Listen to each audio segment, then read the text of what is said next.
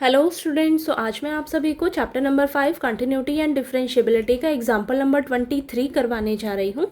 हमें दिया है find d y by d x if y plus sine y is equal to cos x.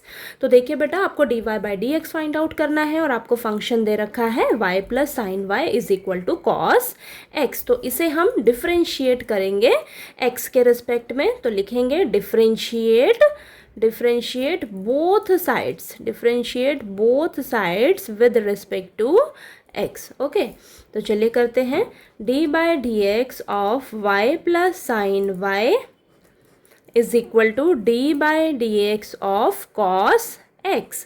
अब देखिए बच्चा, अब यहाँ y का डिफरेंशिएशन तो आपके पास क्या हो जाएगा, dy बाई डी एक्स। ठीक है, तो मैंने आपको एक चीज़ बताई है कि जब भी आपको y दिखे तो y का डेरिवेटिव आपको क्या लिखना है, dy बाई डी एक्स। ठीक है, क्योंकि हम x के रिस्पेक्ट में कर रहे हैं तो y का डेरिवेटिव हो जाएगा dy by d x plus, अब ये साइन y का डेरिवेटिव क्या होगा, हमें पता है कि साइन x का डेरिवेटिव होता है cos x, लेकिन यहाँ पे x की जगह वेरिएबल क्या है, y। कोई बात नहीं, तो यहाँ पर हो जाएगा आपके पास cos y। ठीक है, इसका डेरिवेटिव हो जाएगा cos y, लेकिन यहाँ पर तो y है बच्चा, तो y का हम दोबारा से लेंगे डेरिवेटिव, तो क्या हो जाएगा dy बाई डी एक्स। इसी चीज़ का तो आपको ध्यान रखना है कि जहाँ अगर आपको y दिख जाए तो आपको dy बाई डी एक्स लगाना नहीं भूलना है। ठीक है, अगर यहाँ पर आप dy बाई डी एक्स लगाना भूल जाओगे तो आपका गलत हो जाएगा क्वेश्चन। ओके, अब देखिए यहाँ आपने y का दोबारा से करना है। ठीक है, तो यहाँ पर dy बाई डी एक्स आ गया। अब cos x का डेरिवेटिव क्या होता है आपके पास, माइनस का साइन x। ठीक है, तो ये हो जाएगा माइनस का साइन x, और x का डेरिवेटिव तो 1 होता है। ठीक है, उसका लिखने का ज़रूरत नहीं है। ओके, अब देखिए यहाँ पर हमें dy by d x find out करना है, तो यहाँ पर दो जगह है dy बाई डी एक्स, तो हम कॉमन ले लेंगे। कॉमन लिया तो ये 1 प्लस कॉस वाई हो जाएगा। ठीक है, यहाँ से लिया तो ये 1 बचा, यहाँ से d y by d x ले तो कॉस वाई बचा, और ये माइनस का साइन एक्स। ओके, हमें d y by d x चाहिए, तो यहाँ पर d y by d x रखो, ये मल्टीप्लाई में है, इस साइड जाएगा तो डिवाइड में आ जाएगा, तो माइनस साइन एक्स अपॉन में 1 प्लस कॉस वाई। ठीक है, तो ये बच्चा आपका आंसर है। ठीक है, ये आंसर है। एक चीज़ आपको यहाँ पर मेंशन करनी है कि वेयर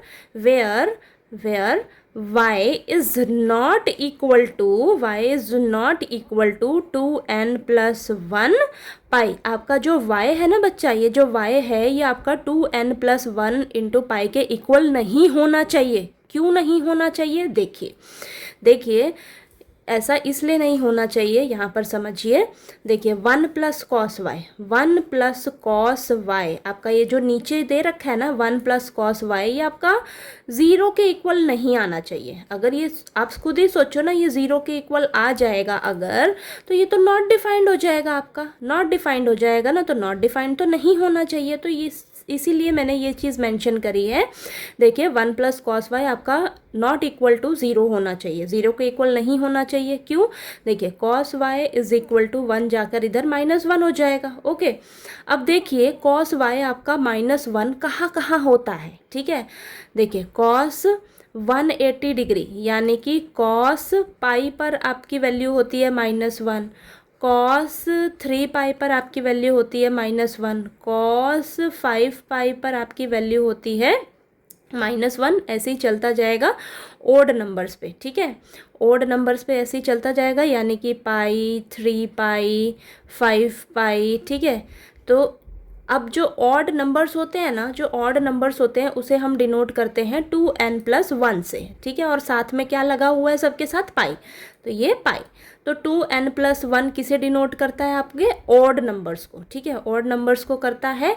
आप खुद ही देखिए ना, n की जगह, n आपका इंटीजर है, कुछ भी रखोगे यहाँ पर तो ये आपको ऑड नंबर ही देगा। देखो अगर 0 रखते हो तो 1 देगा, 1 रखोगे यहाँ पर तो 3 पाई मिलेगा आपको। ठीक है, देखिए 0 रखते हो तो पाई मिलेगा। ठीक है, ये मिला। 1 रखते हो तो 3 पाई मिलेगा, 2 रखते हो तो 5 पाई मिलेगा, यानी कि 2n प्लस 1 आपका ओड नंबर को डिनोट करता है। ठीक है, ओड नंबर है आपका 2n प्लस 1, और ये पाई साथ में लगा है। ठीक है, यानी कि ये जो y है आपका वो 2n प्लस 1 इंटू पाई के इक्वल नहीं होना चाहिए। ठीक है, अगर ये 2n+1 पाई के इक्वल हो जाता है तो यहाँ पर आपको -1 वैल्यू मिल जाएगी। -1 मिल जाएगी तो 1 - 1 आपको 0 आंसर मिलेगा, नीचे 0 मिलेगा, जो कि 0 नहीं होना चाहिए। ये चीज़ क्लियर हुई आपको, समझ आया?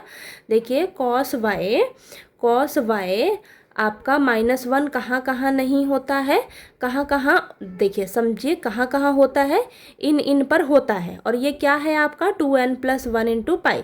तो यानी कि आपका ये जो y है 2n+1 पाई के इक्वल नहीं होना चाहिए। ठीक है, क्यों नहीं होना चाहिए?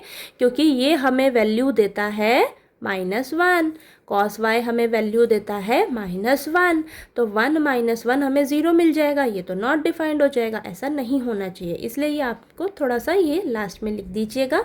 और ये ऐसा क्यों किया है ये मैंने आपको यहाँ पर समझा दिया है। ठीक है, ओके। 2n+1 जो है आपके ऑड नंबर्स को डिनोट करता है।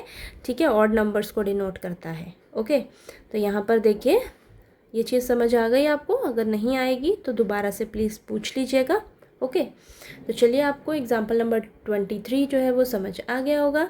अब हम एग्जाम्पल नंबर 24 करेंगे। ओके।